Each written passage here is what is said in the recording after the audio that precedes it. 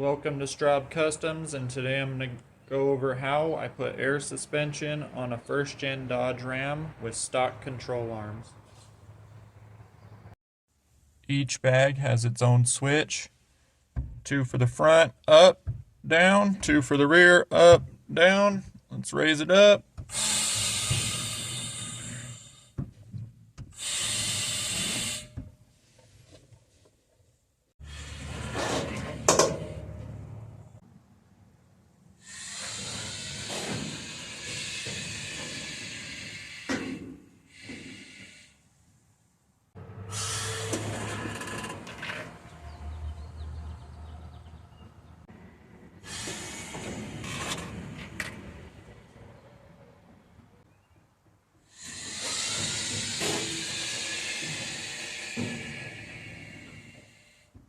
The rear of the truck is a bag over axle with 3,800 pound bags from a motorhome. The 12-inch step notch and a 10-inch drive shaft cross member are made from 2x4 by 1/4-inch wall.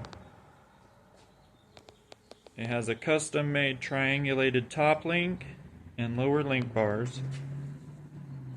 Overall, it gets 10 inches of lift.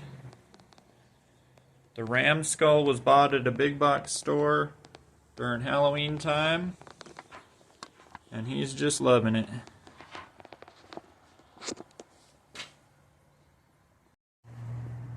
Let's move to the front, which is why everyone's here.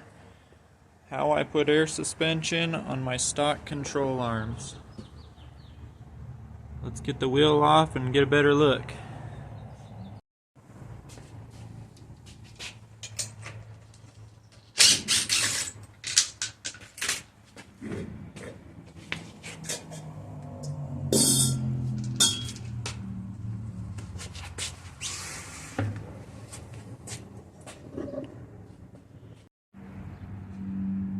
If you're going to bag your truck, I would recommend using the largest wheel and tire combo that you plan on running.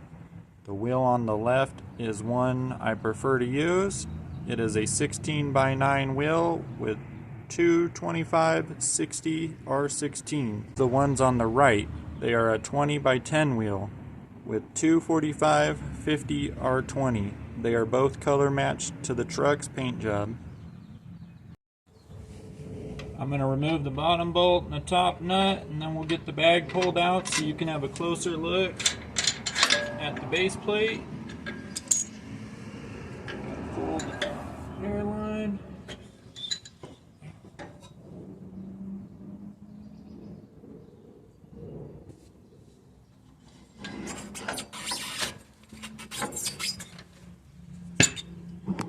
And just like that, the bag's out.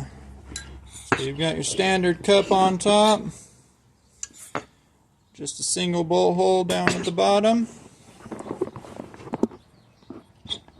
What I did is I removed the bump stop, shaved down any little burrs inside of the spring pocket, and the base plate just follows the contour of the lower control arm. It bolts into two holes I had to drill. The lower bolt goes directly where the spring pocket on the bottom goes, and then your perch mounts off of that for your shock tab.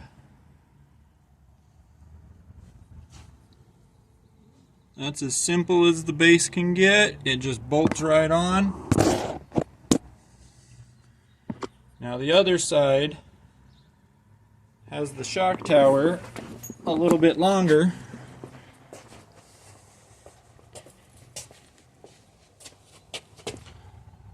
so that it can clear the arm. On the passenger side, you will have to shave down right here and right there for it to lay the cross member on the ground. On the driver's side, there's a little bit more to do. You have to shave down the same spots. And right here I had to notch it for the steering shaft to go in.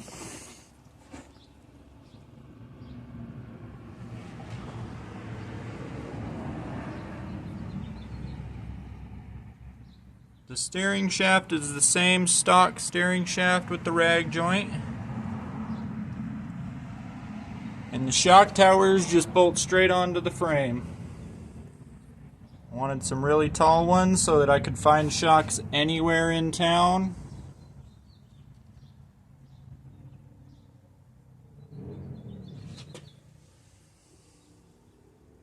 With the stabilizing arms out front, you will have to put the passenger onto the driver's side and the driver's side onto the passenger side. You are going to flip them upside down.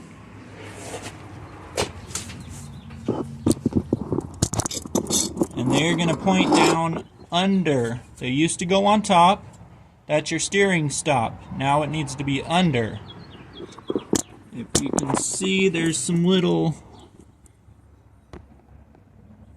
shafts made or spacers made under here. I will put on the screen what size I used.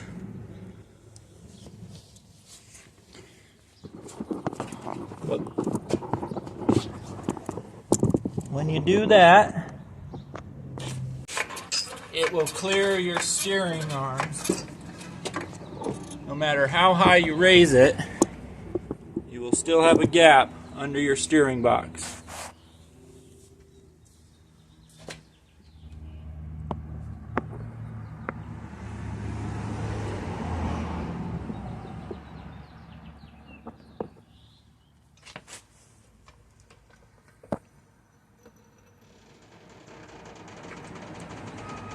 So as you saw, it's pretty standard stuff. Nothing is overly complicated. Once you get the bags mounted on the truck, you will raise and lower it 1,000,000 times just to find out what's touching so you can either grind it or move it. On the two-door trucks, there's only a 2.5-foot section of frame under the door that will touch the ground and the front cross member. So you might have to move your exhaust, and your gas tank will definitely have to move.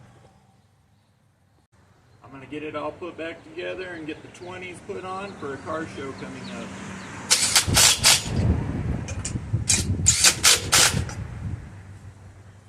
Now that we're all caught up with what's been done to the truck, the future videos will be following along with the build and other projects. The next video will be on the raised bed floor with a twist. Like, comment, and subscribe. I may have missed something, so ask away.